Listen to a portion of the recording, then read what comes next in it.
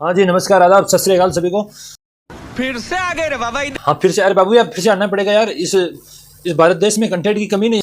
तो दोस्तों, मेरा यही कहना कि ये जो कॉकरोच जनता पार्टी वाले जो युवाओं ने फ्रस्ट्रेशन में आकर ये कॉकरोच जनता पार्टी बनाई है, तो जो कल सुबह मतलब जंतर मंतर पे दिल्ली में जो ये आंदोलन कर रहे हैं धर्मेंद्र प्रधान का इस्तीफा मांगने के लिए, तो मेरा एक कहना यही है कि केवल इस्तीफे से क्या होगा।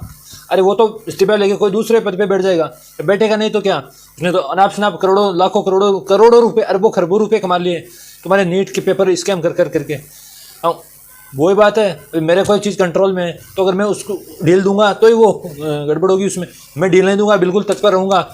और हथियार अगर वो लीक हो भी जाए मेरे अंडर में और कुछ भी गड़बड़ हो जाए उसमें, तो मैं हाथों हाथ मेरी जितनी भी सारी प्रॉपर्टी है मैं भारत सरकार की ट्रेजेडी में दान दे दूंगा। अगर मैं इतना ईमानदार होऊंगा तो, पर ये वो हरामी ईमानदार नहीं है।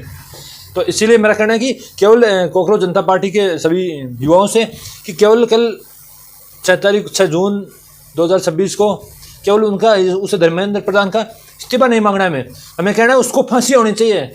जो अब 7 बच्चे मर गए, 7 लड़के, मतलब उनकी तो बाकायदा रिपोर्ट है कि उन्होंने सुसाइड कर लिया है प्रेशर में आके, ताकि भाई अब हम और इसे नीट की तैयारी नहीं कर सकते।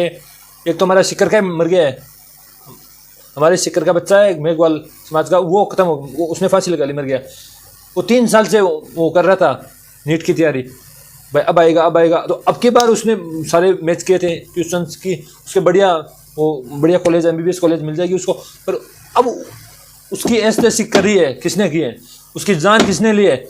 इस धर्मेंद्र प्रधान ने, और जो भी पेपर लीक रहा है उन्होंने। तो उन सबको फांसी होनी चाहिए। ये केवल इस्तीफे से क्या होगा? इस्तीफे से कुछ नहीं होगा, कुछ नहीं बदलेगा। इस्तीफे इस देश में इस्तीफा ही होता है, और क्या होता है? इस्तीफे के अलावा कुछ नहीं होता है। फांसी जब तक नहीं लगेगी, उन 7 लड़कों की मौत का जिम्मेदार धर्मेंद्र प्रधान और वो जो जिन्होंने नीट पेपर लीक करवाया वो हैं सब मिलके, सबको फांसी होनी चाहिए। ये तो मर गए, इनकी जान वापस थोड़ी आएगी। वो इस्तीफा देने से क्या इनकी जान वापस आ जाएगी क्या? और केवल उसके इस्तीफे, उसको फांसी हो, और जो और भी हैं जो इस नीट पेपर लीक में शामिल, उनको भी फांसी हो। और आगे से एक कानून बने भारत में।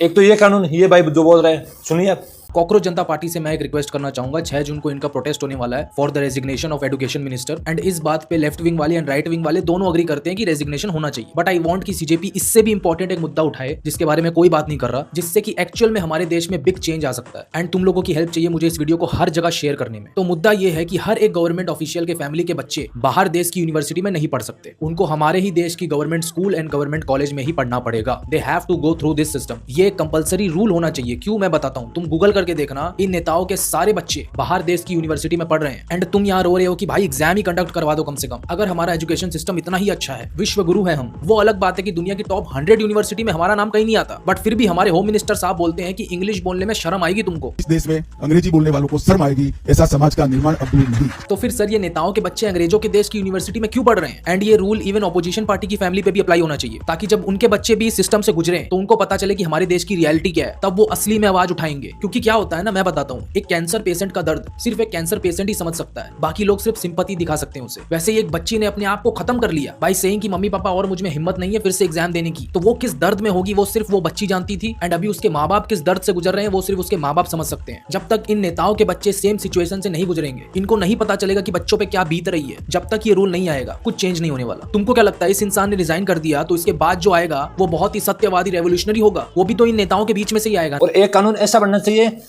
कि जो भी भारत में भ्रष्टाचार करेगा उसको 2 महीने या ज़्यादा से ज़्यादा 3 महीने के अंदर फांसी हो। ये कानून जब तक नहीं बनेगा तब तक इस भारत में तो इतना सख्त कानून भ्रष्टाचार के खिलाफ नहीं बनेगा, तब तक इस इंडिया में भ्रष्टाचार बिल्कुल ही ख़त्म नहीं होगा। ये मैं दावे से कह सकता हूँ।